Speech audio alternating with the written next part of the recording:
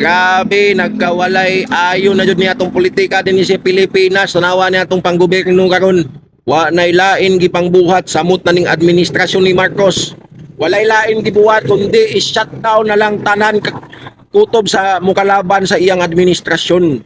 Pamulitika. Di ba? Kung ikaw nagbuhat ka og kanang wala kay gibuhat na dautan nganong mahaglok man ka sa imong mga kalabang nasa oposisyon. Real talk. Pero kung ikaw nakagibuhat na dautan, siyempre mahaglok jog ka sa mga movement sa oposisyon. Mao nang gi-shutdown na nila ang kutob sa dili nila kupot. Di ba? Kutob sa dili nila kupot, dili konektado, dili musunod sa ilang gusto, sa ilang administrasyon, shutdown na nila daan. Pastilan. Wa na ilami. Karo una giwanted na nila si Senator Bato. Dili siya si Senator Bato to clarify lang ha.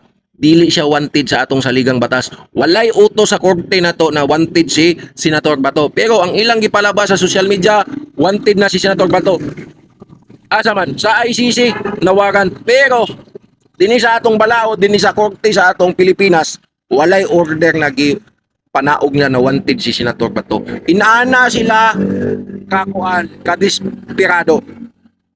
Karon si Marcolita, sunod ani si Bungo, halos ilang i-shutdown tanan. Tapos na panay agam-agam karon nya kanang Constitutional Assembly na i-extend ang termino og 3 years. Grabe, di na halos mo naog. Pag human ba jud na siguro, ilan na nang ipasa dayon ang parliamentary form of government. O, tabla-tabla na ni.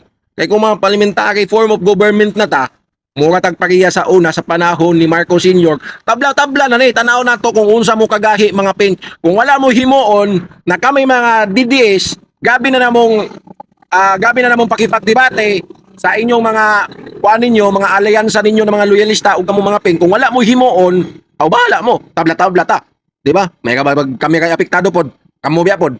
Oh, tabla-tabla ni. Basi nagtuo og di pud mabuhi kung si Marcos ka ang presidente. Mabuhi mi oy.